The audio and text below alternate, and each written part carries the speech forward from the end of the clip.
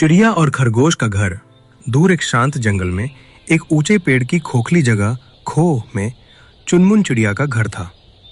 कई सालों से वो वहीं मजे से रह रही थी। एक दिन चुनमुन भोजन की खोज में बाहर निकली और हरे भरे खेत में जा पहुंची। वहां ताजी कोपले देखकर उसका मन ललचा गया। उसने ठान लिया कि कुछ दिन यहीं रहूंगी। रोज कोपले खाकर और वहीं सोकर वो मोटी ताजी हो गई। लेकिन अपना घर तो अपना ही होता है। उसे खो की याद सताने लगी, इसलिए वो वापस लौट आई।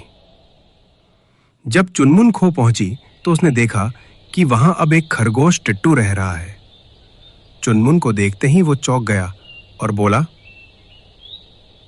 ये मेरी खो है, तुम यहाँ क्यों आई हो? चुनमुन गुस्से से बोली, अरे ये खो तो मेरा घर है, मैं बस कुछ दिन बाहर गई थी, तुम यहाँ कब से रहने लगे? टिट्टू अकड़ कर बोला, जब तुम इसे छोड़कर चली गई तब ये खाली था। अब यहाँ मैं रहता हूँ, अब ये मेरा घर है। दोनों में बहस बढ़ गई। चुनमुन ने सोचा कि झगड़ने से कुछ हल नहीं निकलेगा। वह बोली, आओ हम किसी समझदार के पास चलते हैं, वही हमें सही रास्ता बताएगा।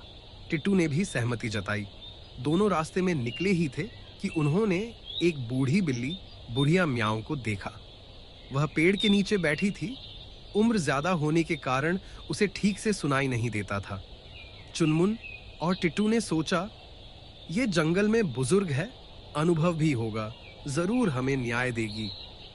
वे दोनों दूर से जोर जोर से बोलने लगे, बुढ़िया माँ, हमारे बीच एक विवाद है, आप ही इसका समाधान कर दीजिए।